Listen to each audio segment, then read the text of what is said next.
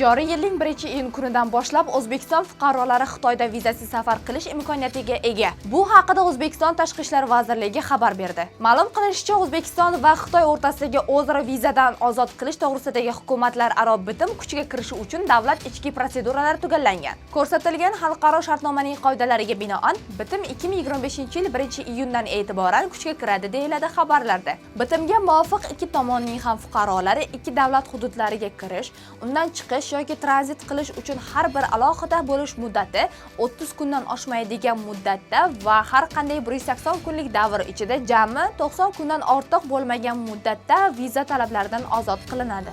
Vizasiz rejim mehnat faoliyati, o'qish va media faoliyati bilan shug'ullanish, shuningdek, boshqa tomon vakolatli organlarning oldindan roziligini talab qiladigan boshqa turdagi faoliyat bilan shug'ullanishga nisbatan tatbiq etilmaydi deyiladi xabarlarda.